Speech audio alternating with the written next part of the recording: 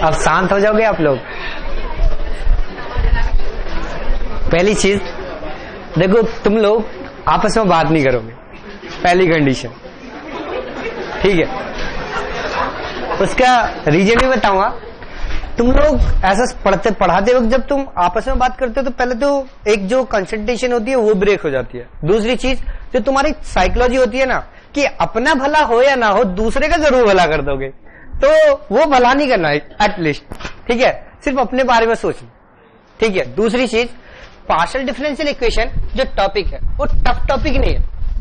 Partial differential equation का topic जो वो बहुत इजी है, कोई वेटेज भी ज्यादा नहीं है। कि अगर मैं वेटेज की बात करता हूं तो वेटेज भी 20 से 25 मार्क्स, लेकिन काफी वेटेज भी है 20 से 25 मार्क्स, वेरी करता एग्जैक्टली नहीं, ठीक है।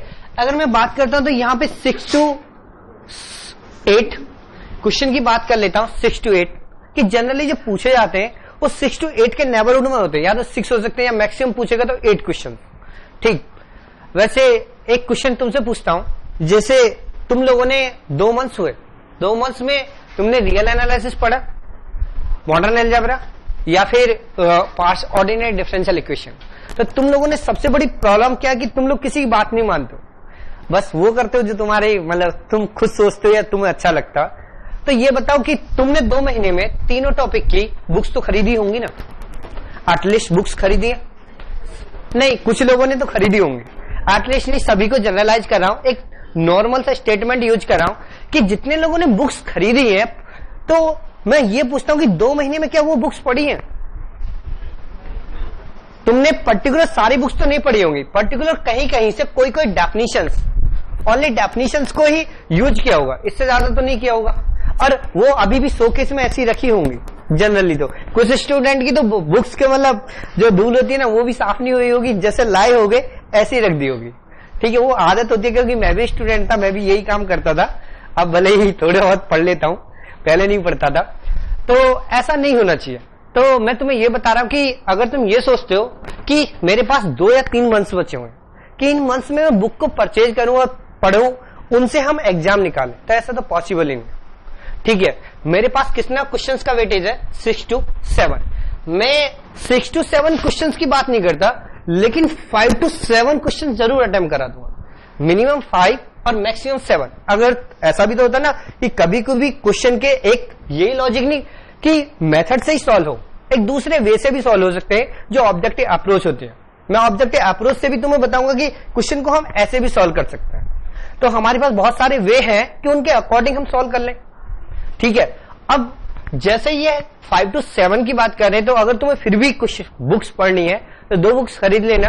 अगर क्वेश्चन ही करने हैं तो एमडी राज सिंघानिया ग्रंथ, जो हमारे पास बहुत बड़ा सा ग्रंथ है, और अगर बुक्स थ्योरी पढ़नी है तो टी अमरनाथ की बुक्स परचेज कर लेना, और कोई बुक नहीं करना, ठीक है। 2 बुक्स सफिशिएंट है। अब टी अमरनाथ,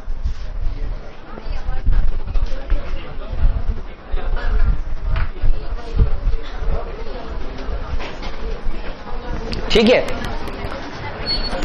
कैपिटल में लिखूं? अच्छा,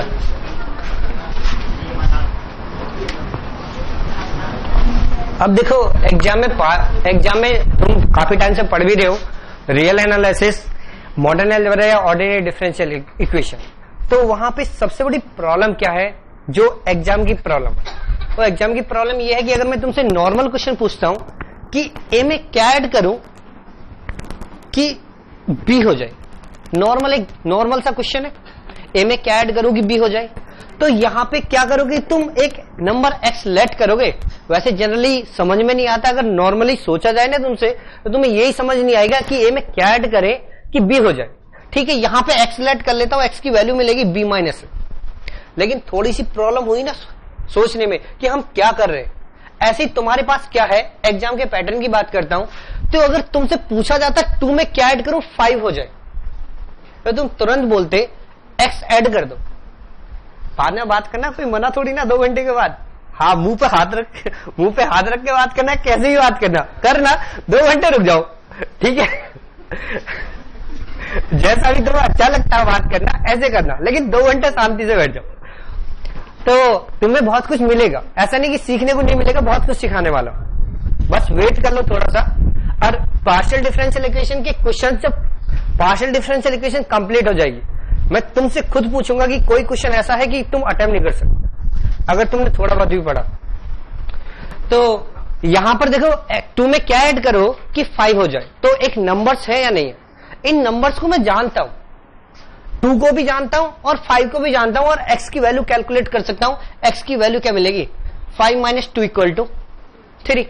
यहां पर क्या चेंज हुआ, यहां पर चेंज हुआ कि 2 को एक सिंबल से रिप्रेजेंट किया, एक सिंबल जो इसको नाम दिया, रिप्रेजेंट क्या किया a, और यहां पर क्या आया, 5 की जगह b।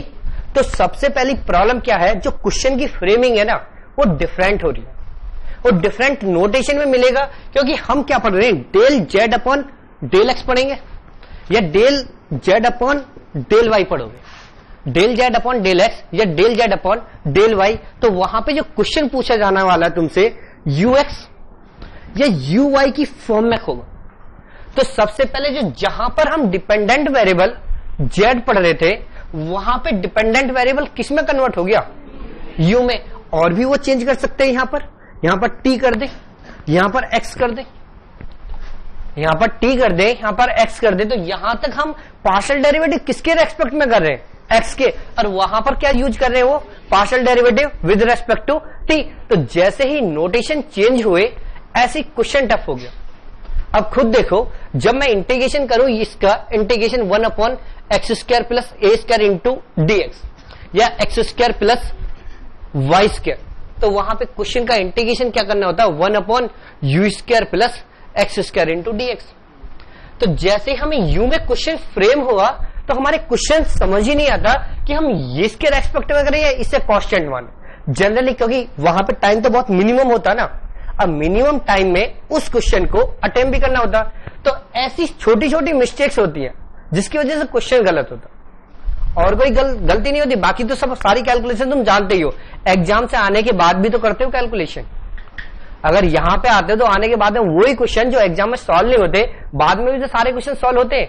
बस ऐसी मिस्टेक्स होती है कि हम वहां पे जेड को डिपेंडेंट वेरिएबल ही कंसीडर नहीं करते, इंडिपेंडेंट वेरिएबल कंसीडर करके क्वेश्चन को सॉल्व कर देते। अगर पार्शियल डिफरेंशियल इक्वेशन की बात करूं, यही तो करते हैं या नहीं करते। तो क्वेश्चन में सबसे पहले क्या चेंज होने वाला, क्वेश्चन की फ्रेमिंग। समझ में आया। अब इसके बाद सेकंड पॉइंट, जो पार्शियल डिफरेंशियल इक्वेशन का सिलेबस है, उस सिलेबस के अकॉर्डिंग नहीं पढ़ाऊंगा, मैंने उसको थोड़ा सा क्लासिफाई किया, एक चार्ट बनाया है, उसके अकॉर्डिंग पढ़ाऊंगा, उसके अकॉर्डिंग तुम्हें कुछ समझाने की कोशिश कर रहा हूं। ठीक है, तो पहले सिलेबस लिखते हैं, लिखो सिलेबस। और सिलेबस में लिखो फर्स्ट पॉइंट में लिखो first order partial differential equation. First order partial differential equation, first order partial differential equation. ठीक है, अब first order partial differential equation को 3 पार्ट्स में डिवाइड करो। फर्स्ट पॉइंट लिखो क्लासिफिकेशन,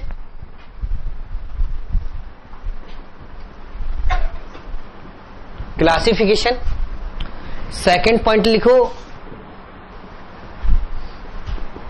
फॉर्मेशन, थर्ड पॉइंट लिखो सॉल्यूशन।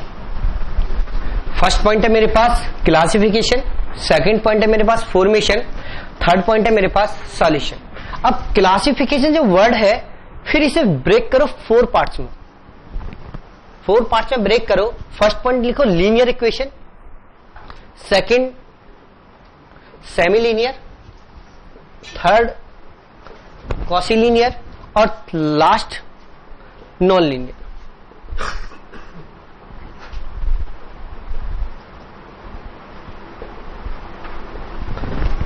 नॉन लीनियर, ठीक है। अब वैसे तो कॉसिलीनियर इक्वेशन को सॉल्व किस मेथड से करते, लैग्रांजे मेथड, और इसे किससे सॉल्व करते, चारपिट मेथड। यानी कि अगर मैं फर्स्ट पॉइंट को डिफाइन कर रहा हूं तो मैंने सब कुछ डिफाइन कर दिया या नहीं कर दिया? First order partial differential equation से अगर रिलेट कर दे तो कुछ इस टाइप का चार्ट बनेगा। अब वैसे तो यहां पे भी 4 केसेस होते हैं, लैग्रांज मेथड अप्लाई करने के बाद वहां पे 4 टाइप के केसेस अराइज होंगे और यहाँ पे 4 पिन मेथड में भी 4 केसेस होंगे। वो मैं अभी लैग्रांज मेथड तो नहीं लिखूंगा, 4 पिन मेथड के 4 केसेस डिफाइन कर दो, ठीक है। अब सेकंड पॉइंट क्या है मेरे पास? फॉर्मेशन। फॉर्मेशन में फर्स्ट पॉइंट लिखो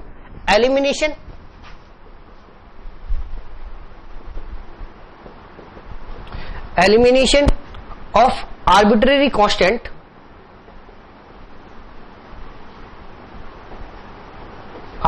कांस्टेंट और elimination of arbitrary function. First point मेरे पास क्या है? एलिमिनेशन ऑफ आर्बिट्रेरी कांस्टेंट और सेकंड मतलब एलिमिनेशन ऑफ आर्बिट्रेरी कांस्टेंट और एलिमिनेशन ऑफ आर्बिट्रेरी फंक्शन। अब लास्ट सॉल्यूशन को ब्रेक करो 5 पॉइंट्स में। सबसे फर्स्ट पॉइंट लिखो कंप्लीट सॉल्यूशन। फर्स्ट पॉइंट लिखो कंप्लीट सॉल्यूशन, सेकंड पॉइंट लिखो जनरल सॉल्यूशन, थर्ड पॉइंट लिखो सिंगुलर सॉल्यूशन और नेक्स्ट पॉइंट लिखो पर्टिकुलर सॉल्यूशन और नेक्स्ट पॉइंट लिखो अदर सॉल्यूशन। नेक्स्ट पॉइंट लिखो अदर सॉल्यूशन। पॉइंट नंबर 2 यहां पे लिखो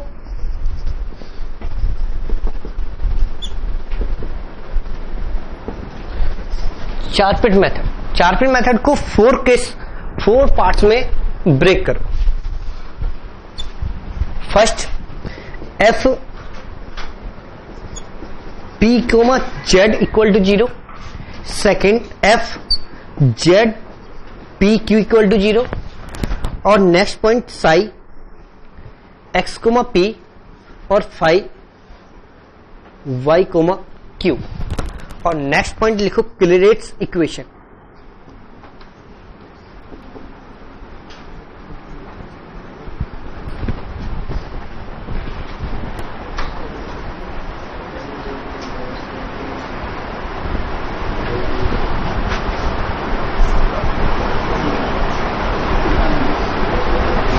ये नोट किया?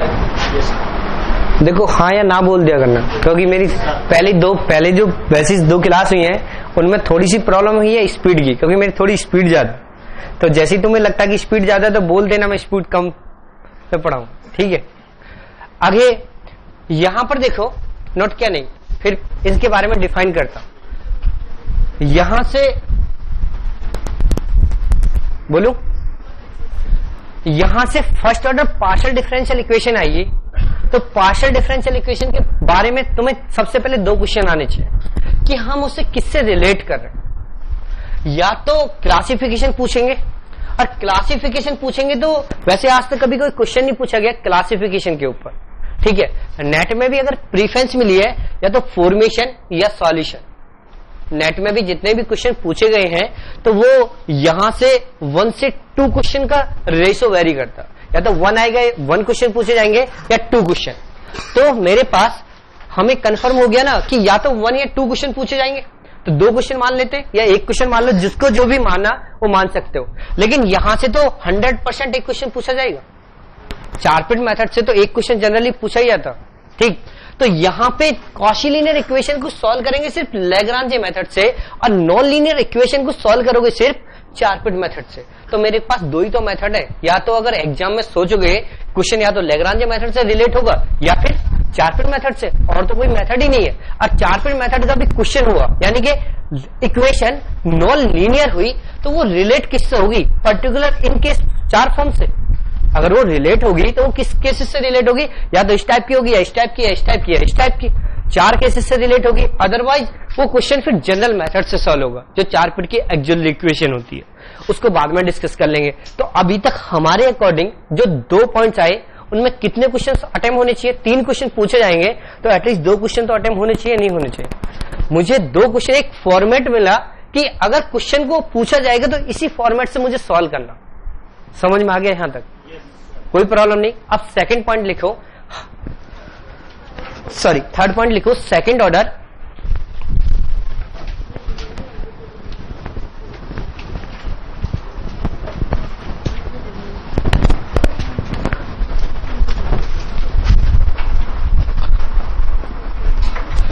Second order partial differential equation. Second order partial differential equation. Second order partial differential equation को फिर से ब्रेक करो 2 पार्ट्स में।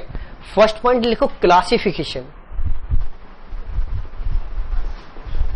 क्लासिफिकेशन, और सेकंड पॉइंट लिखो कैनोनिकल फॉर्म। कैनोनिकल फॉर्म को ब्रेक करो 3 पार्ट्स में। फर्स्ट पॉइंट लिखो हाइपरबॉलिक, पैराबॉलिक और एलिप्टिक। हाइपरबॉलिक, पैराबॉलिक और elliptic.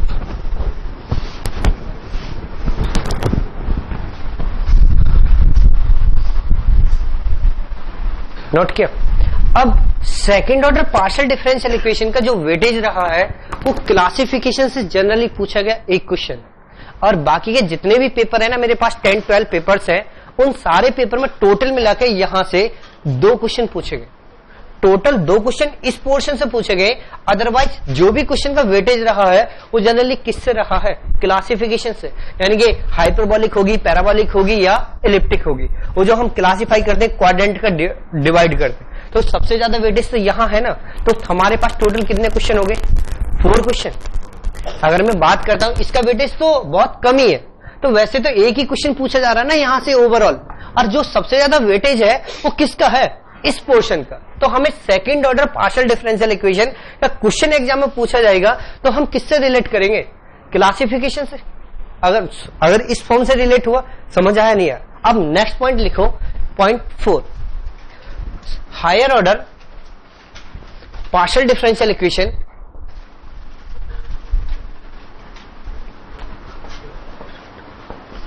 with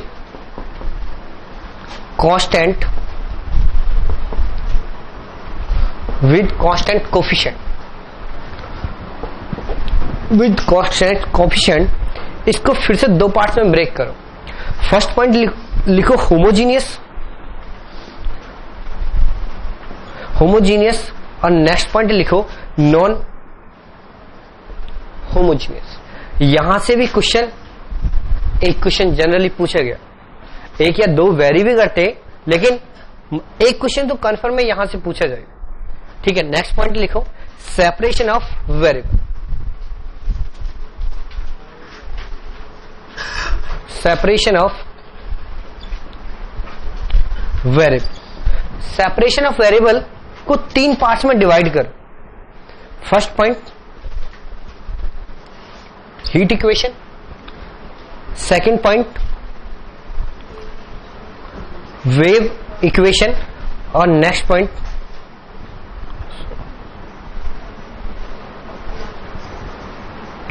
Laplace equation. Laplace equation, और नेक्स्ट पॉइंट लिखो 6 पॉइंट लिखो कॉची प्रॉब्लम।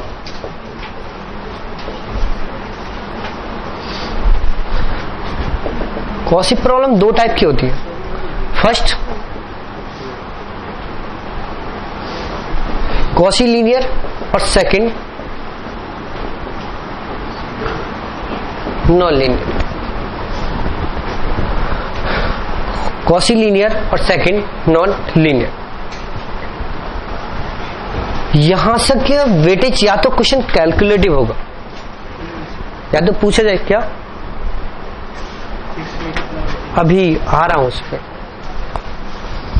क्वेश्चन मतलब 6 पॉइंट में यहां से क्वेश्चन का वेटेज एक ही क्वेश्चन है, लेकिन उसका वेटेज कैलकुलेटिव क्वेश्चन होता। कॉची लीनियर के लिए पूछा गया तो ठीक भी है, अगर नॉन लीनियर के लिए पूछा गया तो उस क्वेश्चन को, और जैसे वहां पे हमने कैनोनिकल फॉर्म के क्वेश्चन को अगर ये क्वेश्चन पूछे जाते तो इन क्वेश्चन को सबसे बाद में अटेम्प्ट करोगे, पहले अटेम्प्ट नहीं करोगे। जब पेपर में कोई क्वेश्चन सॉल्व नहीं होगा तब इन क्वेश्चंस को अटेम्प्ट करोगे, अदरवाइज नहीं। अगर तुम्हारे पास और टाइम है, पेपर कुछ क्वेश्चन के मतलब एग्जाम पेपर के और क्वेश्चन हो रहे हैं तो वो सॉल्व करोगे, ठीक है। अब यहां पे देखो हीट इक्वेशन, वेव इक्वेशन और लाप्लास इक्वेशन से जनरली 2 क्वेश्चन पूछे जाते हैं, जनरली 2 क्वेश्चन पूछे जाते हैं। अब एक पैटर्न देखो, 14 और 15 के पेपर्स देखो।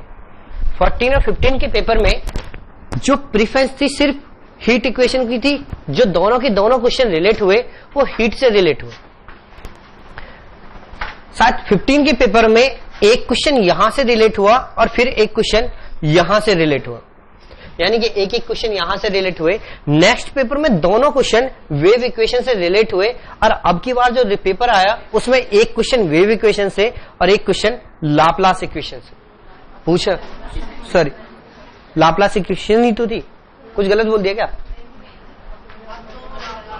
अच्छा सॉरी, एक क्वेश्चन वेव इक्वेशन से और एक क्वेश्चन लाप्लास इक्वेशन से, ठीक है। तो एक वेव इक्वेशन का जो क्वेश्चन था वो टफ था, ठीक है, वो क्वेश्चन अटेम्प्ट नहीं होता था। तो अगर वो क्वेश्चन अटेम्प्ट नहीं होता तो वो तो किसी से नहीं हो रहा ना। अगर तुमसे नहीं हो रहा तो वो तो किसी से भी नहीं हो रहा, उसके आने या ना आने से क्या फर्क पड़ता? क्या बोल रहे हो? अब तो बात अब की कर रहे हैं ना, जब की थोड़ी ना कर रहे हैं कि एग्जाम में क्या कर रहे हैं, किस पे क्या क्वेश्चन हो रहा है, किस पे क्या नहीं हो रहा। ऐसे तो कभी कभी गलत लॉजिक से भी सही आंसर आते हैं या नहीं आते? तो किसी के गलत लॉजिक से भी सही आंसर आ सकता है। तुम तो बोल सकते हो ना कि किसी का गलत लॉजिक से सही आंसर आ गया, हमें क्या पता उसका गलत लॉजिक था या सही लॉजिक था, ठीक है। तो अभी तो डिस्कशन पेपर के बाद की बात कर रहे हैं, जब हमारे हाथ में पेपर है उसके बाद। तो ये देखो, ये वेव इक्वेशन और लाप्लास इक्वेशन, तो जो भी मेरा पेपर का फॉर्मेट है वो ऐसे ही रिलेट, ठीक है। जैसे मैंने सिलेबस को डिस्ट्रीब्यूट किया कि पार्ट बाय पार्ट, ऐसे ही देख लो एग्जामिनर के एग्जाम में जो क्वेश्चन पूछे गए इनके अलावा कोई क्वेश्चन पूछा गया हो, ठीक है। अगर अलावा कोई क्वेश्चन पूछा गया है तो वो तो किसी से भी सॉल्व नहीं होगा। ये तो समझ में आ रहा है या नहीं हो रहा? पर पार्शियल डिफरेंशियल इक्वेशन में बताने के लिए तो बहुत कुछ होता, लेकिन हम क्या पढ़ते हैं, सिर्फ एग्जाम के पॉइंट ऑफ व्यू से पढ़ते हैं। और एग्जाम के पॉइंट ऑफ व्यू से इतना सिलेबस कर लेना, तुम्हारे 5 या 6 क्वेश्चन जरूर अटेम्प्ट हो जाए, अगर मतलब ऐसा अटेम्प्ट करने के लायक हुए तो। और नहीं हुए तो वो होने ही नहीं है। जैसे लास्ट ईयर का क्वेश्चन टफ थे अप्लाइड के, अप्लाइड देख लो सारे क्वेश्चन टफ थे। अप्लाइड तो टफ आई थी ना लास्ट ईयर, रियल एनालिसिस बहुत आसान आई थी। तो वो तो वेरी करेगा, ऐसा नहीं क्या नाम है कि कोई भी अप्लाइड, ऐसा भी हो सकता है कि अप्लाइड से ही क्वेश्चन सॉल्व हो। मैं अपनी बात करता हूं, मैं किसी की नहीं, मुझे सिर्फ जब मैंने फर्स्ट टाइम में नेट निकाला था तो अप्लाइड पढ़ा था, कोई और टॉपिक नहीं पढ़ा था। OD, PD, COB, integral equation और न्यूमेरिकल एनालिसिस, ये 5 टॉपिक पढ़े थे और इन टॉपिक से 72 मार्क्स का आया था। पेपर में जो पोर्शन था इनसे 72 का पेपर है और मेरे जो मार्क्स आए थे वो 65 आए थे। अब देख लो कितना परसेंट में पेपर को सॉल्व कर रहा हूं, यानी कि मुझे और कोई पोर्शन में सॉल्व ही नहीं कर रहा हूं और टोटल मार्क्स मेरे 90 है, तो 65 तो मैं यहीं से लेकर आ रहा हूं ना। मेरे पास 4 टॉपिक है, applied portion, OD, PD, COB, integral equation, और वहां से मैं 65 मार्क्स ले रहा हूं, 65 मार्क्स। और बाकी के पोस्ट टोटल कितना मार्क्स है? 72। अगर रियल एनालिसिस या लीनियर अलजेब्रा तुम्हारे पास 65 या 60 मार्क्स की आती है ना, तो तुम उसमें से 20 या 30 मार्क्स ही अटेम्प्ट कर पाते हो। जनरली जितने लोगों ने एग्जाम दिया है उन सारे लोगों की बात कर रहा हूं कि जितने भी लोगों ने एग्जाम अटेम्प्ट किया है, लीनियर अलजेब्रा 60 मार्क्स की है, तो 20 मार्क्स 20 प्लस ऐसे ही तो होता है जो फर्स्ट टाइम एग्जाम देते हैं। फर्स्ट टाइम की बात कर रहा हूं, सेकंड टाइम में तो कितना ही भी सॉल्व कर सकते हो, अगर एक आइडिया मिल जाता है कि क्वेश्चन कैसे रिलेट हो रहा, समझ में आ गया। तो यहां से क्या कहीं से भी कोई भी क्वेश्चन है तो उसको रिलेट कर सकते हो, ठीक। सिलेबस समझ आ गया। तो अभी मैं पार्शियल डिफरेंशियल इक्वेशन की बात नहीं कर रहा कि पार्शियल डिफरेंशियल इक्वेशन को पढ़ा रहा हूं या डिस्कशन कर रहा हूं। मैं पार्शियल डिफरेंशियल इक्वेशन से पहले तुम्हें सरफेस और नॉर्मल डिफाइन करने की कोशिश कर रहा हूं कि सरफेस और नॉर्मल को डिफाइन कैसे किया, ठीक है।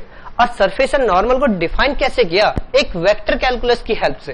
पहले वेक्टर कैलकुलस को सॉल्व किया और वेक्टर कैलकुलस को जनरलाइज किया कि जैसे जैसे हम ऐसे पढ़ते हैं ना, पहले लीनियर इक्वेशन थी, लीनियर इक्वेशन को किसी मैथमेटिशियन ने क्वाड्रेटिक इक्वेशन में कन्वर्ट कर दिया।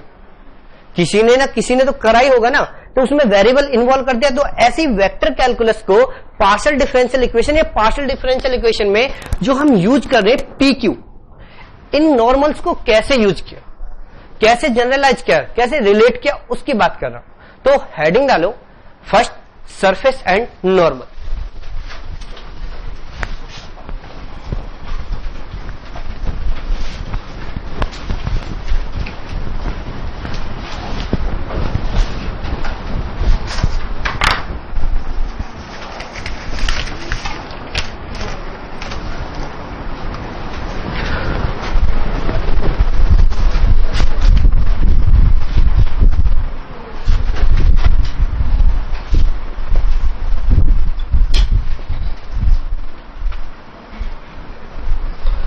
सरफेस एंड नॉर्मल, ठीक है।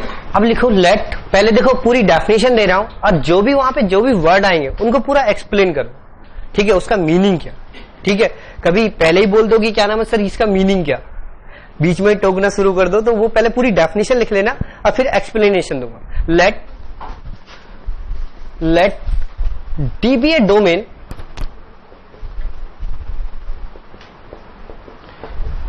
in R cube. Let D be a domain in R cube. Suppose f x y z is a function of class C dash D. Suppose f x y z is a function of class C dash D. Then the vector valued function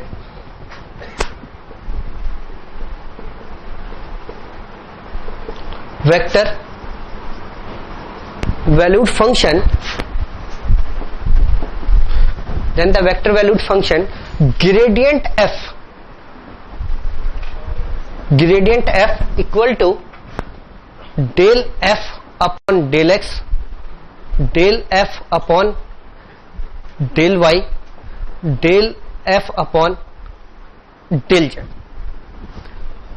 Equation 1, del f upon del x del f upon del y del f upon del z.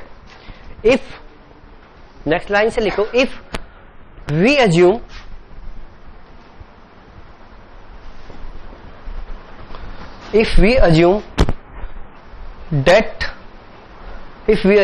the partial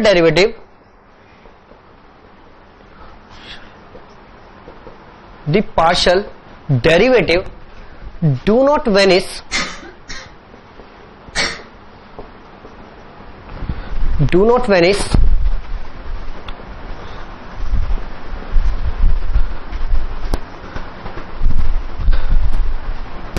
simultaneously at any point of D.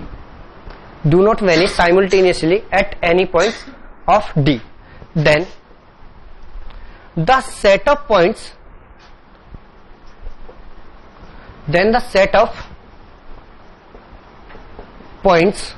x y z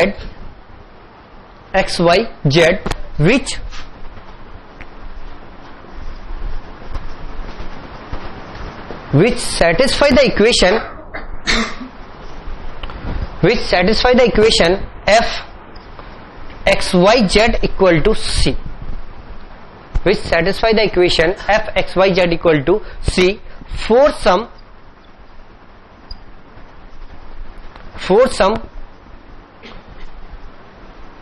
constant c will form a surface. This is called level surface.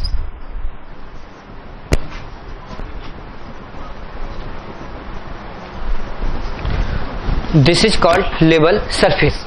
अब देखो यहां note क्या नहीं किया,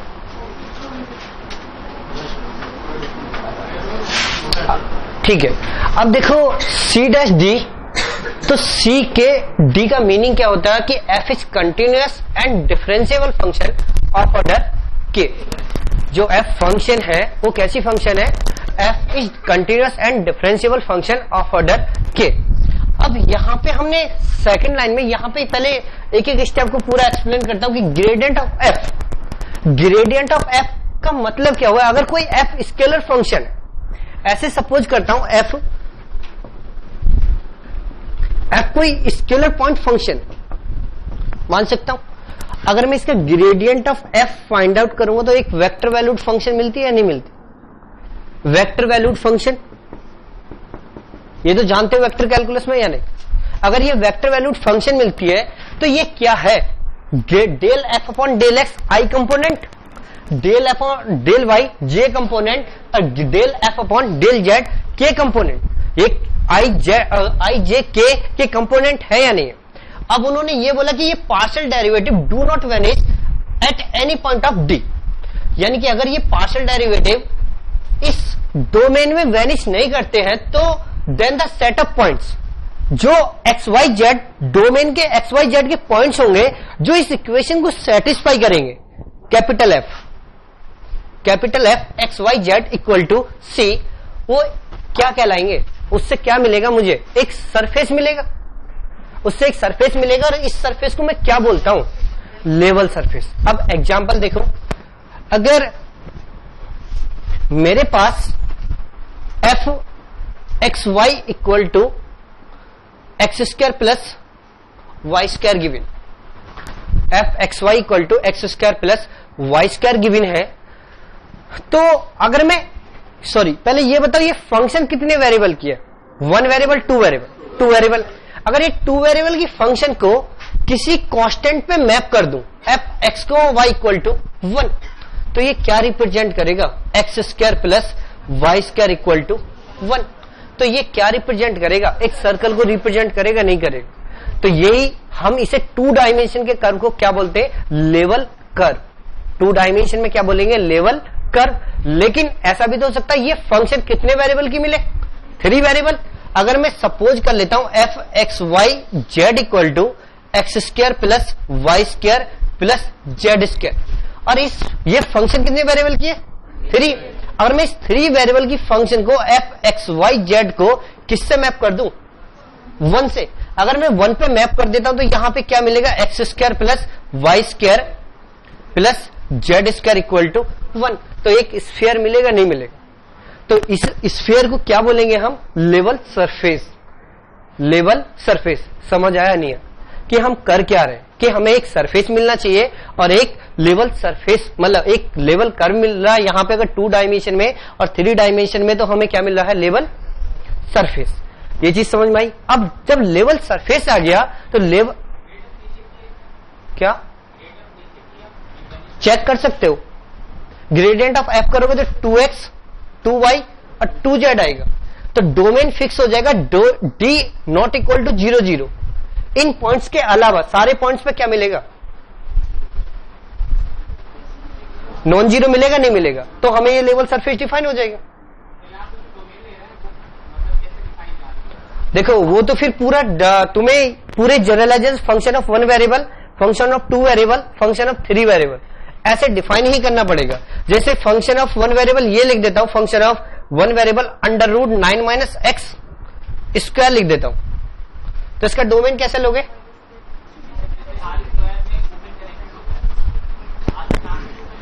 क्या?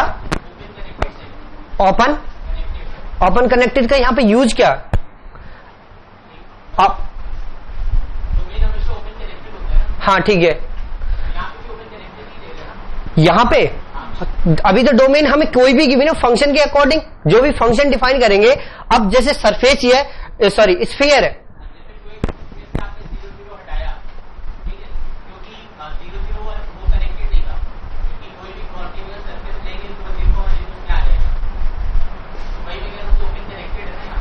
Function का domain तो जब मेंशन डेफिनेशन करते हैं तो ओपन और कनेक्टेड बोलते हैं।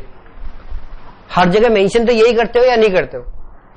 अगर हमें गिवन करते हैं, अगर फंक्शन डिफाइन करते हैं कि ये डिफाइन होना चाहिए, ये डिफाइन होना चाहिए, तो अभी तो फंक्शन का डोमेन तो हम डिफाइन भी कर सकते हैं ना यहाँ पर, ऐसे ही और दूसरी फंक्शन लिख देता हूं, under root 9 minus X square minus Y square, तो यहां पे भी डिफाइन कर सकते हो, इसका भी तो डोमेन डिफाइन कर सकते हो या नहीं कर सकते? क्यों? क्योंकि X Y belongs to D होने चाहिए, X Y belongs to D. अब जैसे जैसे थोड़ा सा आगे रिलेट करता जा रहा हूं, अब देख लेना, अभी तो मैंने लेवल सरफेस लिया, डोमेन मेरे पास जो भी हो, जैसा भी हम डोमेन डिफाइन करें, जो अपने अकॉर्डिंग सरफेस डिफाइन करेंगे उसके अकॉर्डिंग, ठीक है। यहां से आगे अब यहां पे ये चीज समझ में आई या नहीं है?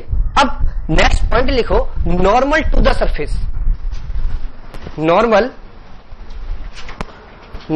टू द सरफेस है, normal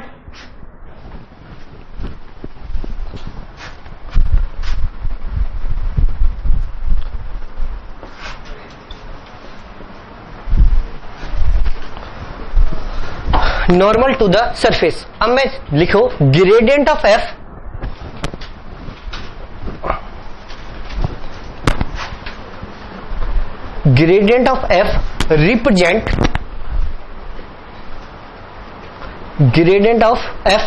represent normal to the surface. अब मैं क्या बोल रहा हूं? Gradient of F represent normal to the surface. अगर मेरे पास लेवल सरफेस है, कोई भी जिस लेवल सरफेस की हम बात कर रहे हैं वो ये सरफेस होगा, f x Y Z equal to c, f x Y Z equal to c, यहां तक तो कोई प्रॉब्लम नहीं। इसका टोटल डेरिवेटिव तो फाइंड आउट कर सकते हो, टोटल डेरिवेटिव फाइंड आउट कर सकते हो या नहीं? टोटल डेरिवेटिव फाइंड आउट करो तो क्या लिखोगे? Del F upon del x D x plus del F upon del y into d y और del F upon del Z D Z equal to d of f लिख सकते हो। और ये एफ जो फंक्शन है वो किस पे मैप कर रहा? जी कांस्टेंट पे, तो डी ऑफ एफ की वैल्यू क्या मिलेगी? 0। अगर ये वैल्यू 0 है तो इससे ऐसे कुछ लिख सकते हो, del F upon del x D X del F upon del Y D Y plus del F upon del Z D Z equal to 0। अब इसे वेक्टर नोटेशन में भी कन्वर्ट कर सकते हो, वेक्टर नोटेशन में कन्वर्ट करोगे तो क्या मिलेगा? Del F upon del x i plus del F upon del y j और del F upon del z k dot d x i d y j d z k equal to 0। ये क्या है? Gradient of f. ये gradient of f ही तो है, इसे मैं लिख सकता हूं ग्रेडियंट ऑफ एफ या डेल एफ डॉट, और ये क्या लिखा हुआ? डी आर, डी आर ही तो लिखा हुआ टेंजेंट वेक्टर, यानी कि gradient of F D are equal to क्या मिल रहा है? 0। अब तुम जानते हो ना A dot B equal to 0, तो ए और बी वेक्टर कैसे होते हैं? Perpendicular, A perpendicular to P. ये तो जानते हो या नहीं जानते हो? इसका मतलब क्या हुआ कि gradient of F perpendicular to tangent vector, perpendicular to tangent vector, यानी कि gradient of F perpendicular to tangent vector. तो ग्रेडियंट ऑफ एफ क्या हो गया? इस सरफेस का नॉर्मल हो गया नहीं हो गया?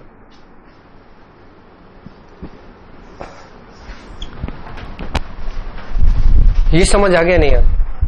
यहां तक तो कोई प्रॉब्लम नहीं।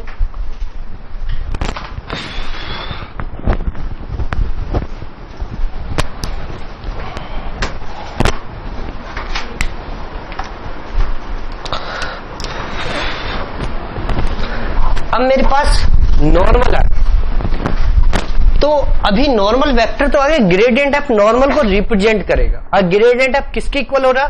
Del F upon del x del F upon del y और del F upon del z. क्या बोल रहे हो? सरफेस, सरफेस नहीं बोल रहा हूं, टेंजेंट वेक्टर बोल रहा हूं, सरफेस का। आर इक्वल टू क्या लिखते हो? एक्स वाई जेड लिखते हो या नहीं लिखते हो? तो डी आर वेक्टर क्या लिखते हो? डी एक्स डी वाई और डी जेड। तो ये टेंजेंट वेक्टर होता नहीं होता? अगर ये समझ नहीं आता तो ये भी प्रूफ करूं, बताओ। अब यहां से आगे बढ़ता हूं। अब मैं तुम्हें कुछ रिलेट करना चाह रहा हूं कि अगर ऐसा कुछ लिख दूं X square plus Y square equal to A square, तो ये क्या रिप्रेजेंट कर रहा? तो इसके स्फेरिकल कोऑर्डिनेट क्या मिलते हैं? सॉरी, पोलर कोऑर्डिनेट क्या मिलते हैं मुझे? आर cos थीटा और y equal to R sine theta, x equal to R cos theta और y equal to R sine theta.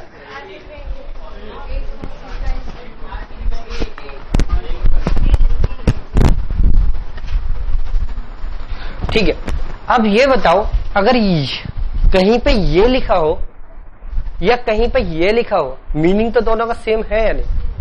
यानी कि कुछ a cos थीटा और a sin थीटा कुछ ऐसे लिखा जाएगा, अगर 2 डायमेंशन में लिखा जाएगा। इस कर्व को अगर मैं रिप्रेजेंट करूं तो ऐसे लिख सकता हूं।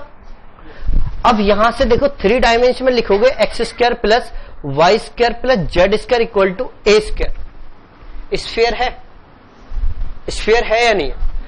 तो स्फेरिकल कोऑर्डिनेट क्या होते? a sine theta cos phi और y equal to a sine theta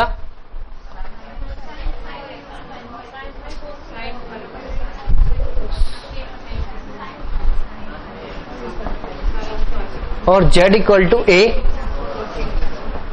cos theta. अब ये देखो, ये स्फीयर के स्फेरिकल कोऑर्डिनेट है, कोऑर्डिनेट है या नहीं? और ये लिखूं या ये लिखूं, बात तो बराबर ही है। यानी कि हम पोलर कोऑर्डिनेट का यूज क्यों कर रहे हैं? कैलकुलेशन को रिड्यूस करने के लिए। जैसे डेफिनेट इंटीग्रेशन या इंटीग्रेशन पढ़ते तो वेरिएबल चेंज करते या नहीं करते? एक वेरिएबल चेंज कर देते, टी को रिप्लेस कर देते या 2t को रिप्लेस कर देते यू से, और यू से चेंज करने के बाद उसे सॉल्व कर लेते। तो एक रिप्रेजेंटेशन डिफरेंट मिली या नहीं मिली? लेकिन ध्यान रखना, जब हम स्फेरिकल कोऑर्डिनेट की बात करते हैं, पोलर कोऑर्डिनेट की बात करते हैं 2 डायमेंशन में, तो पोलर कोऑर्डिनेट सर्कल के यूनिक होते हैं। सर्कल के पोलर कोऑर्डिनेट यूनिक होते हैं, लेकिन स्फेरिकल कोऑर्डिनेट स्फीयर के यूनिक नहीं होते, वो इनफाइनाइट पॉसिबल। जैसे जैसे स्फीयर की इक्वेशन चेंज होती चली जाएगी, सॉरी यही इक्वेशन की जो स्फीयर दे रखा है, इसकी जो प्रेजेंटेशन वो डिफरेंट होती चली जाएगी, ऐसे से ये चेंज होते चले जाएंगे। ठीक है, अब इसको लिख दूं या इसको लिख दूं, इसमें तो कोई प्रॉब्लम नहीं। तो हेडिंग, पहले ये चीज बताओ कि इसमें और इसमें लिखने में तो कोई समझ में तो आ रहा है या नहीं आ रहा? अब मैं लिखना क्या चाह रहा हूं, हेडिंग डालो parametric equation of the surface.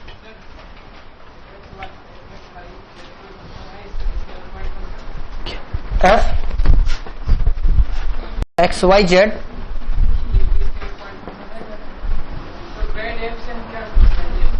वो नॉर्मल को रिप्रेजेंट करता, ग्रेडियंट ऑफ एफ, बस और कोई यूज नहीं है।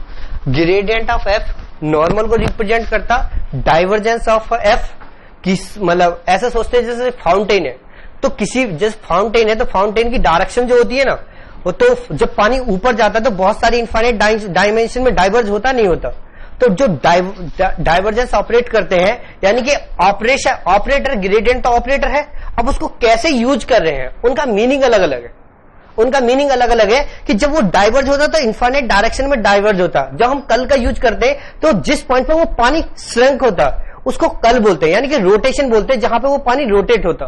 बहुत सारी चीजें हैं जहां पे वो रिलेट हो सकते हैं, पढ़ सकते हो, मतलब बहुत सारी बुक्स खरीद सकते हो जिनके बारे में इतना डीपली जा सकते हो। ठीक है, हाँ बोलो। हाँ हाँ, डी आर और ग्रेडियंट ऑफ एफ दोनों में डिफरेंस है या नहीं? क्या डिफरेंस है ये बताओ। ये क्या लिखा हुआ, ये आर क्या है, पोजीशन वेक्टर, और ये क्या है, फंक्शन। ये क्या है, फंक्शन। पोजीशन वेक्टर का जो हम ये डेरिवेटिव फाइंड आउट कर रहे हैं तो वो टेंजेंट वेक्टर मिल रहा। उसका प्रूफ मैं ये जब अभी थोड़ी देर पहले बोल रहा था कि r equal to x Y z मुझे पॉइंट पोजीशन वेक्टर की भी ने वेक्टर नोटेशन में। तो अगर मैं डी फाइंड आउट करूंगा, टेंजेंट वेक्टर फाइंड आउट करूंगे, तो कैसे फाइंड आउट करोगे? r प्लस डेल्टा आर कर दो, वो तो अलग होती है। सरफेस पर टेंजेंट, सरफेस पर टेंजेंट और सरफेस टेंजेंट अलग अलग चीज होती है। बुक में देखोगे तो बहुत सारी चीजें अलग अलग मिलती है। क्लास के बाद में अगर तुम्हारा कंफ्यूजन है तो वो क्लास के बाद पूछ लियो, ठीक है? ठीक है, अगर मैं रिलेट करूंगा तो फिर ये चीजें अलग चली जाएगी, या फिर जब टाइम होगा ना, अभी क्लास के बाद जब टॉपिक लेक्चर कंप्लीट कर दूंगा जब समझा दूंगा, ठीक है? देखो दो चीज होंगी, या तो मुझे कोई चीज आएगी नहीं तो मैं बताऊंगा नहीं, और तुमने पूछी है और आज नहीं बताएगी तो कल जरूर बताऊं। तुम्हारा कोई भी क्वेश्चन होगा तो पहली क्लास में, अगर ऐसा तो है नहीं कि सारे क्वेश्चन मुझे आते हैं, लेकिन अगर मुझे नहीं आएगा तो मैं अगली क्लास में आके तुम्हें आंसर जरूर दूंगा। तुम जरूर पूछ लेना कि हमने कल ये क्वेश्चन पूछा था, आज तुमने एक्सप्लेन नहीं किया, जब बोल सकते हो, ठीक है? लेकिन अब यहां पे देखो कि parametric equation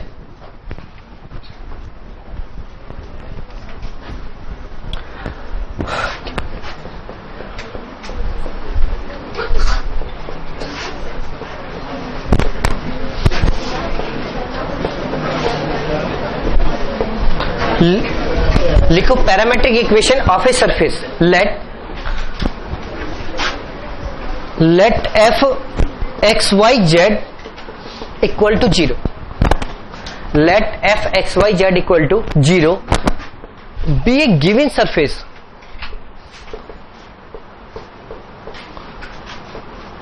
B a given surface.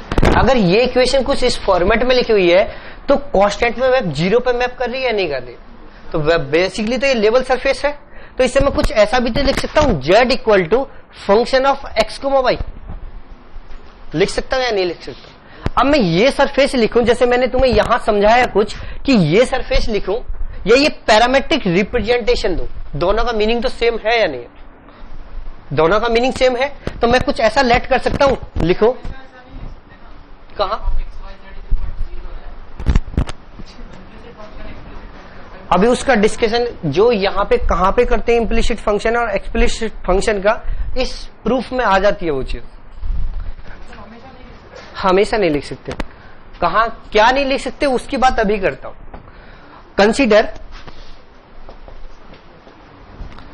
Consider x equal to f1 u comma v, first equation, y equal to f2 u comma v, और z equal to f3 u comma v। मेरे पास ये फर्स्ट, सेकंड और third equation, जैसे मैंने यहां पे x को थीटा और फाई की फंक्शन माना, ऐसे तीन पर्टिकुलर पैरामेट्रिक फॉर्म मान सकता हूं। लिखो, represent the parametric equation of a surface, represent a parametric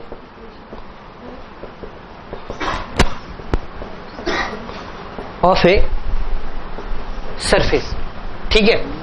अब देखो, जो तुम बोलने वाले थे अब मैं वो समझाने वाला। यहां देखो, अगर थीटा और फाई की वैल्यू पुट कर, थीटा और फाई की वैल्यू पुट करूं तो उनके क्रॉसपोंडिंग, मैं ये नहीं बोल रहा हूं, देखो ये नहीं बोल रहा हूं कि सरफेस का पॉइंट मिलेगा या सरफेस पे पॉइंट मिलेगा, जो सॉरी इस स्फीयर पे पॉइंट मिलेगा। मैं ये बोल रहा हूं थीटा और फाई के क्रॉसपोंडिंग अगर मैं वैल्यू पुट करता हूं तो स्पेस में कोई ना कोई पॉइंट मिलेगा नहीं मिलेगा। स्पेस की बात कर रहा हूं, ठीक है? स्फीयर की बात नहीं कर रहा हूं। स्पेस में कोई ना कोई पॉइंट मिलेगा अगर मैं थीटा और फाई की वैल्यू पुट कर दूं। लेकिन ऐसा क्या जरूरी है कि स्पेस में एक पॉइंट हो एक्स वाई जेड और थीटा और फाई मिले? हो सकता है, मे और मे नॉट भी। दोनों केस पॉसिबल है या नहीं है? कि हाँ, ये तो श्योरिटी है कि अगर थीटा और फाई की वैल्यू पुट करेंगे तो स्पेस में एक्स वाई जेड जरूर मिलेगा, एक्स वाई जेड जरूर मिलेगा। लेकिन अगर स्पेस में कोई भी एक पॉइंट पुट करूं तो ऐसा तो पॉसिबल हो सकता है ना कि हमें पॉइंट थीटा और फाई की वैल्यू मिल भी जाए और ना भी मिले। दोनों केस पॉसिबल है या नहीं? तो उसी केस में जो फंक्शन की बात कर रहे हो कि इम्प्लिसिट फंक्शन और एक्सप्लिसिट फंक्शन, वहां पे ये केस अराइज हो जाता है। वहां पे ऐसी कोई फंक्शन ऐसी मिल सकती है कि जिसका इनवर्स फंक्शन एग्जिस्ट करे और किसी फंक्शन का इनवर्स फंक्शन एग्जिस्ट भी नहीं कर सकता, तो दोनों चीज पॉसिबल है। तो यहां पे लिखो here for a given pair of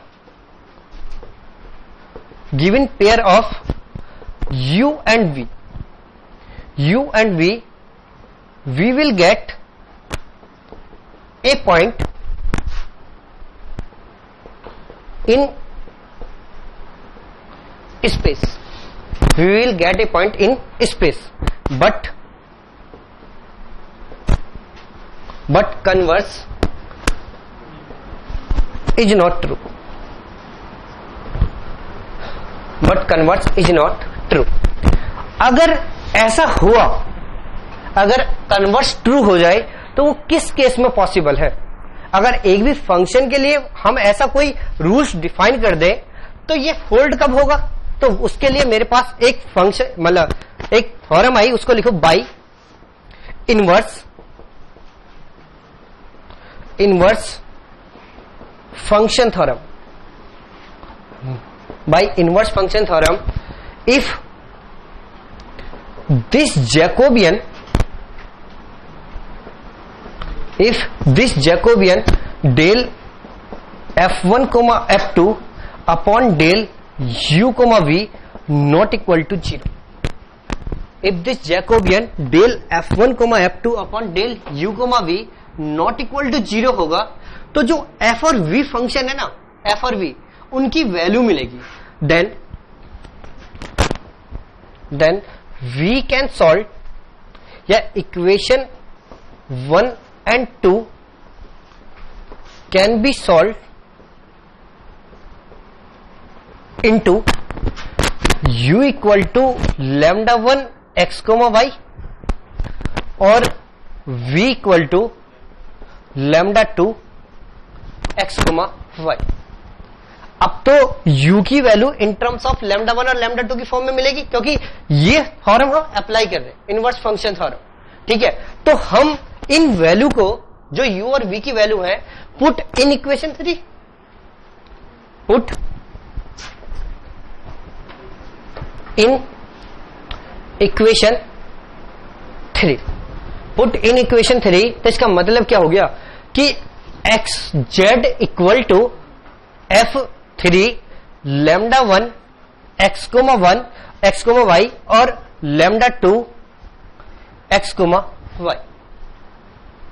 z equal to lambda f3 lambda 1 x y और लैम्डा 2 x y।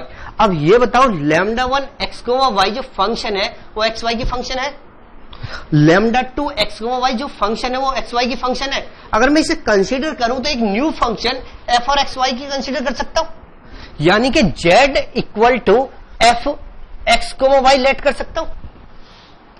अब इसको जो ये लिखा हुआ है z minus f x y, इसे कुछ ऐसा लिख सकता हूं, capital f x y z equal to f x y minus z equal to 0।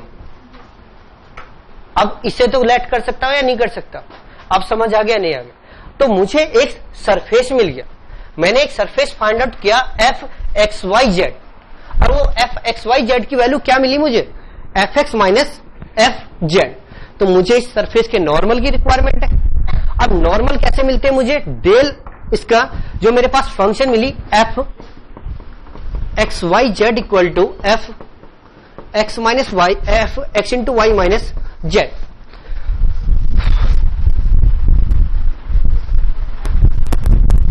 f x y z equal to f x y minus z, इसका partial derivative with respect to x और with respect to y कर सकते हो, with respect to x with respect to y। तो del f upon del x, इसका partial derivative करोगे del f upon del x plus क्या लिखोगे?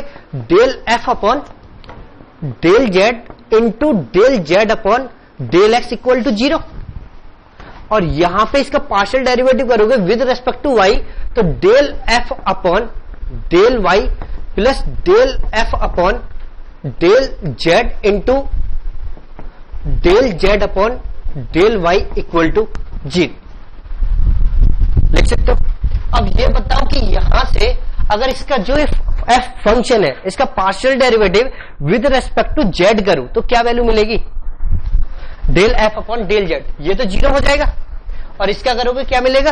-1। तो हमें del F upon del z की वैल्यू क्या मिली? -1। अगर del F upon del z की वैल्यू यहां पे पुट कर दूं और del F upon del z की वैल्यू यहां पे पुट कर दूं तो मुझे क्या मिलेगा? Del F upon del x equal to del z upon del x, और यहां पे पुट करोगे तो क्या मिलेगा? Del F upon del y equal to del z upon del y. इसको क्या बोलते? पी, और इसको क्या बोलते? क्यू। इसको क्या बोलोगे? पी, और इसको क्या बोलोगे? क्यू। अब थोड़ी देर पहले किसी भी सरफेस के नॉर्मल को हमने क्या बोला था? ग्रेडियंट ऑफ एफ बोला था, नहीं बोला था? Gradient of f equal to क्या लिखा था? Del F upon del x, del F upon del y और del F upon del z. तो पी क्यू -1 जो लेवल सरफेस है उसके क्या मिले मुझे? नॉर्मल मिले या नहीं? ये चीज समझ में आई? पी क्यू और -1 कि मुझे अभी नॉर्मल मिले। अब नॉर्मल मिल चुके, अब यहां से नेक्स्ट डेफिनेशन नोट क्या नहीं किया?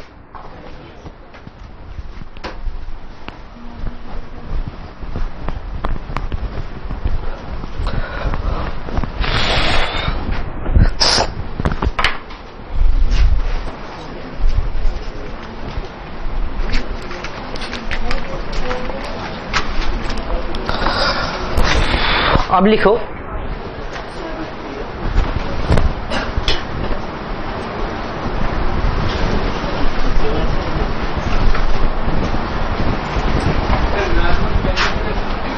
क्या बोल रहे हो? आप बताओ पहले कि नॉर्मल बोल किससे हैं? मैंने अभी जो डेफिनेशन दी थी, ग्रेडियंट एफ को नॉर्मल बोलते हैं। और ग्रेडियंट ऑफ एफ का मीनिंग क्या होता? ग्रेडियंट ऑफ एफ का मीनिंग क्या लिखवाया तुम्हारी कॉपी?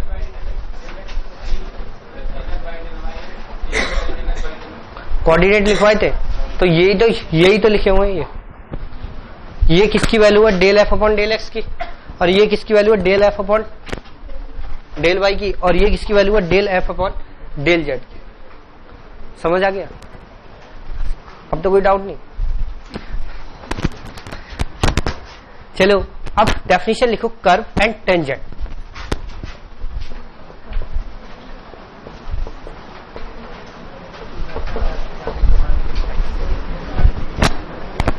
लिखो एक curve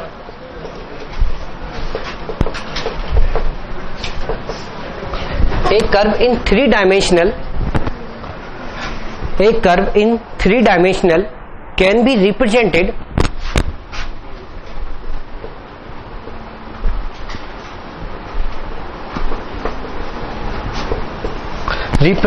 by parametric equation. By parametric equation, x equal to f1t, y equal to f2t और z equal to f3t. x equal to f1t, y equal to f2t और z equal to f3t. Where f1, f2, f3, where f1, f2, f3 are continuous function in domain D. In continuous function in domain D, and t is a continuous variable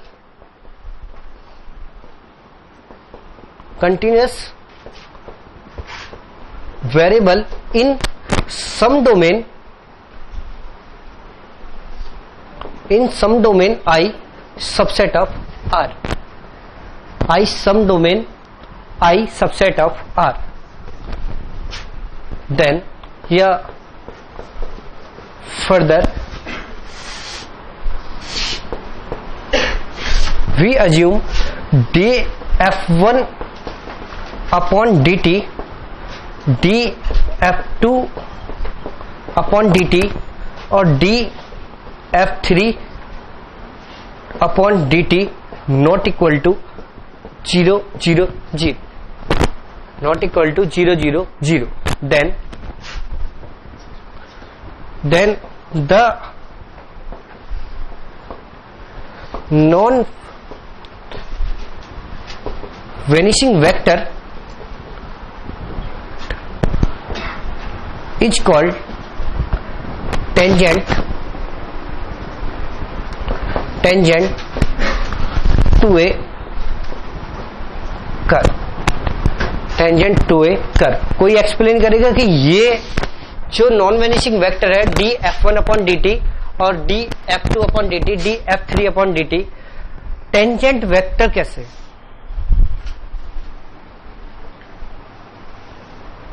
किसी भी curve का tangent vector कैसे? अभी ऐसा नहीं कि class में discuss नहीं किया, क्लास में अभी डिस्कस भी किया.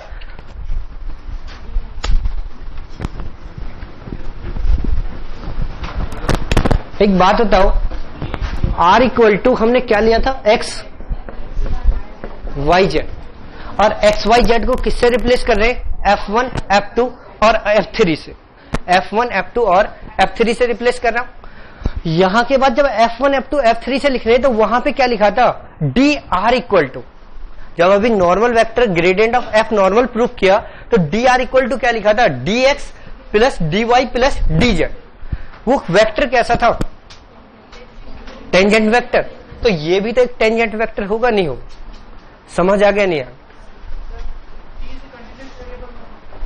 जो कंपोजिशन ऑफ इनवर्स फंक्शन आएगी ना, जो हम इनवर्स फंक्शन एग्जिस्ट कराते हैं, तो इनवर्स फंक्शन एग्जिस्ट कराने के बाद में यहाँ पे एक न्यू फंक्शन मिलती है टी की, तो वो जो फंक्शन होगी वो वेरिएबल फंक्शन में होगी. हाँ, वो भी वेरिएबल फंक्शन कंटिन्यूस होना चाहिए. अब वैसे तो यहां पे कर्व की डेफिनेशन लिखो, सरफेस की हेल्प से डिफाइन कर देता हूं, उसकी कोई ज्यादा रिक्वायरमेंट नहीं है, समझ तो तुम्हें आएगा नहीं, लिख लो फिर भी. लेट F1, बस यहीं से आगे लिख लो. Let F1 XYZ, let F1 XYZ equal to C1 and F2 XYZ equal to C2. C2 be the two surface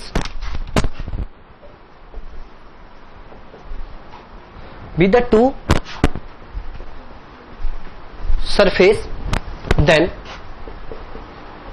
the intersection of two surface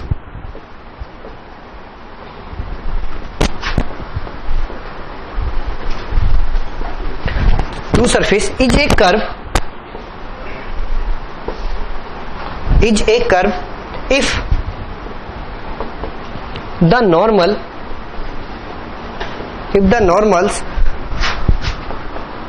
to the two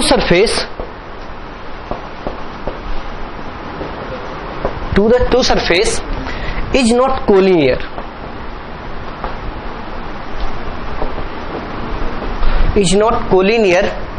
At any point in D,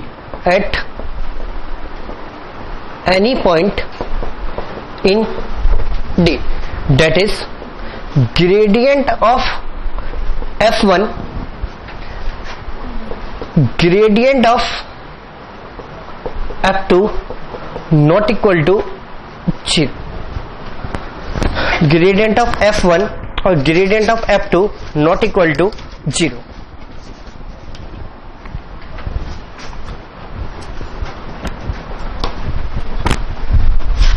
ये चीज समझ आई है नहीं? क्या अगर collinear हो गए तो क्या हो जाएगा? पैरेलल हो जाएंगे तो इंटरसेक्ट कभी करेंगे? नहीं करेंगे ना. लेकिन एक केस ऐसा भी तो आता है कि दो सरफेस पैरेलल सरफेस किसी सिंगल पॉइंट पे टच कर जाए. एक केस ऐसा भी तो होता है या नहीं होता कि अगर दो सरफेस ऐसे सोच लेते. देखो 2D में तो देखना पॉसिबल नहीं, अगर मैं तुम्हें बताऊं भी तो बहुत सारी चीजें एक्सप्लेन नहीं कर सकता हूं, दिखा नहीं सकता हूं. जैसे ये दो सरफेस है, एक ये सरफेस है और एक ये सरफेस है, और ये दोनों टच कर रहे हैं. अगर ये कोलिनियर है तो किसी एक सिंगल पॉइंट पर कोलिनियर मान लेता हूं. जैसे इस पॉइंट पर कोलिनियर, एक सिंगल पॉइंट पर टच कर रहे हैं, इस टाइप का सरफेस। देखो अभी ये 2D की फिगर है, 3 डायमेंशन में नहीं। किसी एक पॉइंट में मान लेता हूं तो इसका जो नॉर्मल वेक्टर होगा इस सरफेस का कुछ ऐसे होगा, इसका नॉर्मल, और इस सरफेस का जो नॉर्मल होगा इसी पॉइंट पे कुछ ऐसे होगा। तो क्या इन दोनों के जिस पॉइंट पे वो टच कर रहे हैं उस पॉइंट पे कोई कर्व ड्रॉ होगा?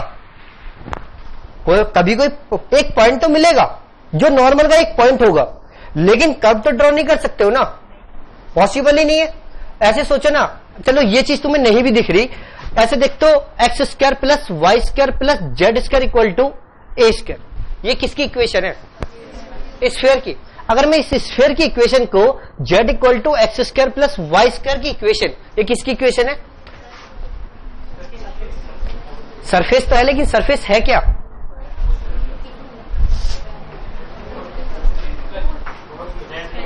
किसकी?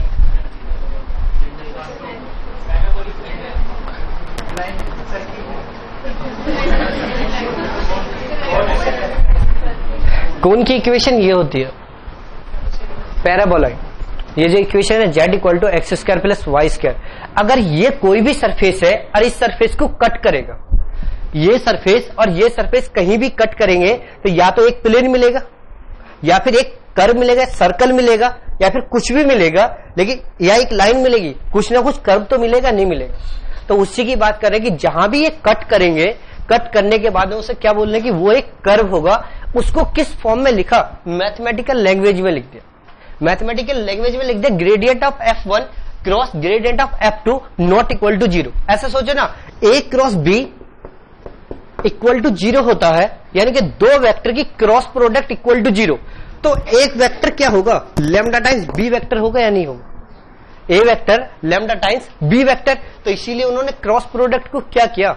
Not equal to 0। ये मैथमेटिकल रिप्रेजेंटेशन थी। तो अभी तो जो भी हमने डिस्कशन किया वो किसका डिस्कशन किया? एक तो सरफेस का और एक कर्व का। ये चीज समझ में आई। अब यहां से आगे रिलेट करते हैं, जो फर्स्ट डेफिनेशन आएगी पार्शियल डिफरेंशियल इक्वेशन। तो फर्स्ट हेडिंग लिखो partial differential equation.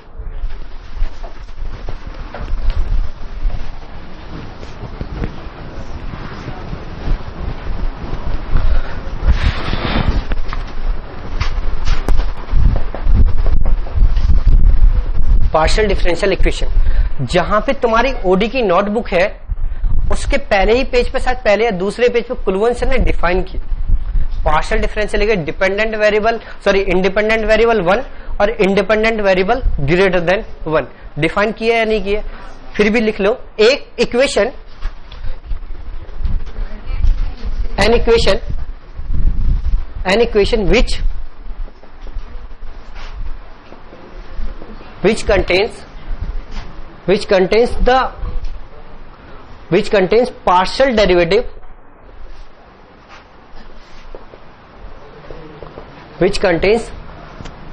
derivative of dependent variable with respect to 2 or more than 2 or more than 2 independent variable is called partial differential equation। Class के बाद फिर हाँ वो discussion बाद में भी। अगर तुम जितना बोलते हो, अगर सारे लोग इतना इतना बोले तो काफी वेरिएशन होगा, नहीं होगा? फिर देखो आवाज कितनी होगी, खुद देखो थोड़ी देर के लिए अगर तुम इतना बोलते हो तो बाकी सारे डिस्कशन करें तब। ठीक है, अब यहां पर नंबर ऑफ डिपेंडेंट वेरिएबल, अगर मैं तुमसे फर्स्ट डिस्कशन करता हूं तो इस इक्वेशन में number of dependent variable equal to कितने मिलेंगे? 1। और number 2 number of independent variable greater than equal to 2। अब एग्जांपल लिख लो कोई भी इस टाइप की पार्शियल डिफरेंशियल इक्वेशन, जैसे del z upon del x del z upon del y equal to x plus y, एक पार्शियल डिफरेंशियल इक्वेशन है। Second example, del square z upon del x square del square z upon del y square equal to x, ये भी तो एक partial differential equation है या नहीं। तो ऐसी इस टाइप की कोई भी डिफरेंशियल इक्वेशन वो क्या होगी, इसको क्या बोलेंगे, पार्शियल डिफरेंशियल इक्वेशन। अब पार्शियल डिफरेंशियल इक्वेशन के बाद जैसे ऑर्डिनरी डिफरेंशियल इक्वेशन में सेकंड डेफिनेशन क्या आती है मेरे पास, ऑर्डर और डिग्री। तो पार्शियल डिफरेंशियल इक्वेशन में ऑर्डर और डेफिनेशन लिख सकते हो, जानते हो या नहीं जानते हो। ऑर्डिनरी डिफरेंशियल इक्वेशन में जो ऑर्डर की डेफिनेशन है वही सेम डेफिनेशन यहां पर ऑर्डर और डिग्री की होगी, ये तो लिख सकते हो या नहीं लिख सकते। यहां के बाद नेक्स्ट पॉइंट क्या था मेरे पास, पार्शियल डिफरेंशियल इक्वेशन है मेरे पास। अब डिस्कशन करते हैं किसका, classification of first order partial differential equation. Heading डालो classification of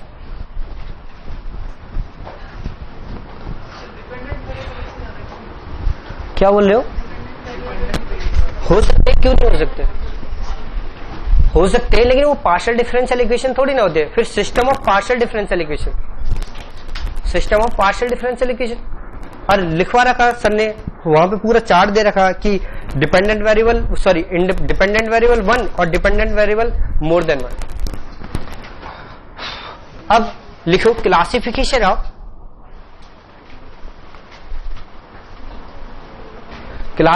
of first order partial differential equation.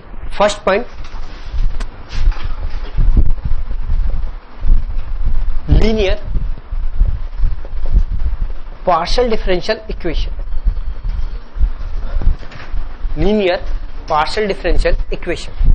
लिखो a first order partial differential equation is said to be linear,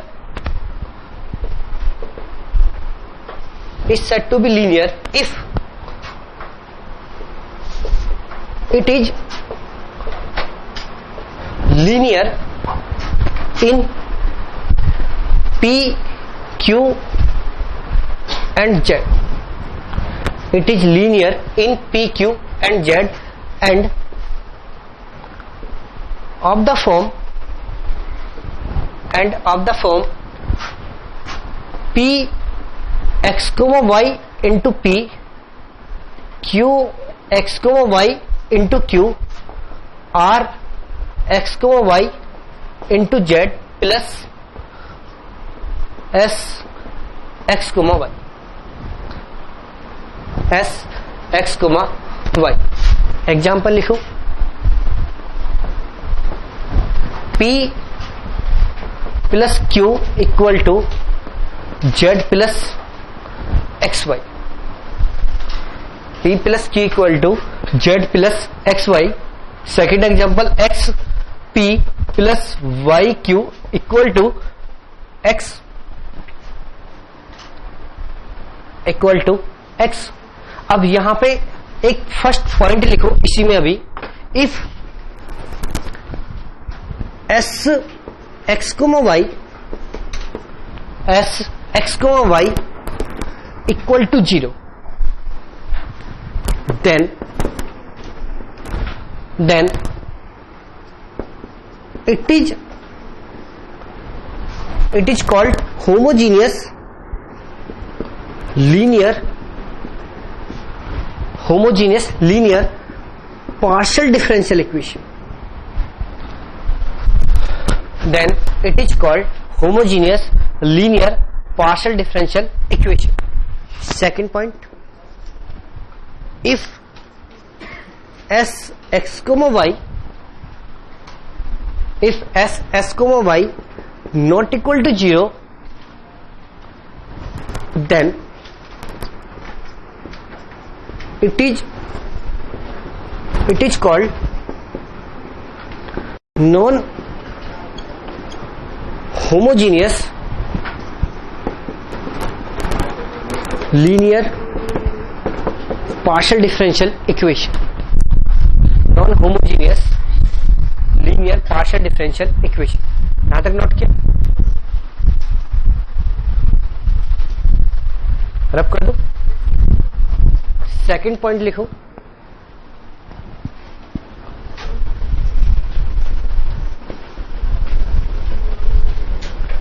semi linear. Second point लिखो semi linear partial differential equation. Semi linear partial differential equation. अब यहां पे लिखो a first order partial differential equation. A first order partial differential equation. First order partial differential equation is said to be semi-linear, is said to be semi-linear if it is linear in P and Q, but not necessary in Z, and of the form P x comma y P plus Q x comma y Q equal to R x y Z. R x y Z.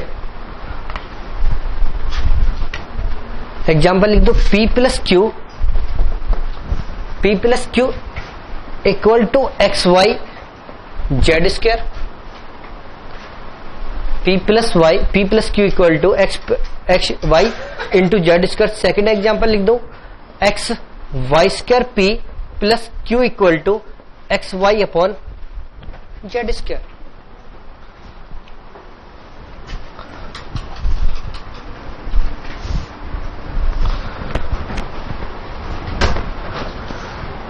Note किया? अब next point लिखो.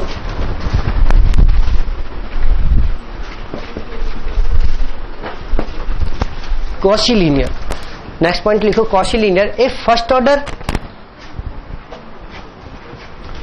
Order partial differential equation is said to be Cauchy linear if it is linear in P and Q. Is P and Q and of the form P x y z into P Q x y z into Q R x y z. R x y z. Example लिखो. Example में x z p plus z q equal to x y. Second example लिखो. X z square p plus q equal to x Y z. X Y z. ऐसे कोई बहुत सारे example define कर सकते हो. ठीक है, नोट किया? अब कौन सी इक्वेशन बची? Non linear.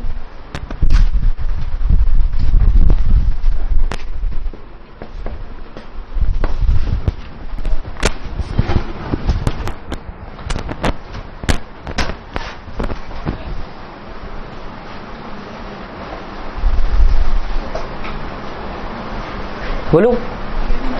लिखो a first order partial differential equation. A first order partial differential equation is said to be non-linear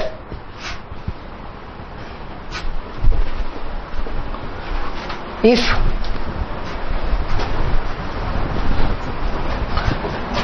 it does not come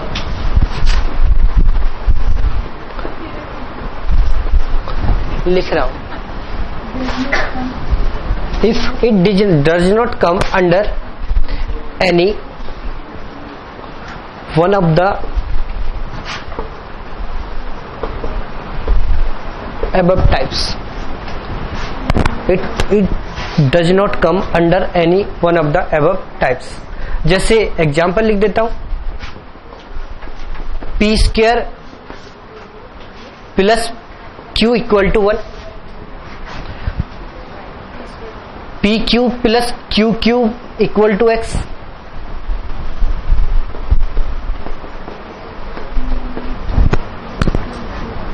लिख सकते हो या नहीं? अब एक नोट लिख लो, नोट, जो लीनियर इक्वेशन होगी,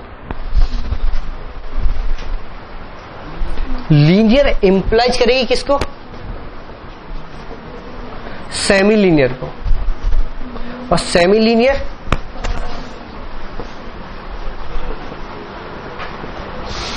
कॉची लीनियर। ठीक है, लीनियर इंप्लाइज करेगा किसको? सेमी लीनियर को, और सेमी लीनियर इंप्लाइज करेगा कॉची लीनियर। यहां तक तो कोई प्रॉब्लम नहीं। अब देखो, सबसे जो पहला पॉइंट था मेरे पास, classification of first order partial differential equation, हमने वहां तक डिफाइन कर लिया। अब मेरा नेक्स्ट पॉइंट क्या था? Formation of partial differential equation. तो लिखो नेक्स्ट पॉइंट, हेडिंग डालो, फॉर्मेशन ऑफ, लिखो तो सही, formation of first order partial differential equation. Formation of first order partial differential equation. देखो, बाकी के बेसिस में मैंने यहीं तक करा है, तो अभी यहीं रखता हूं तुम्हारे बैच में। ठीक है।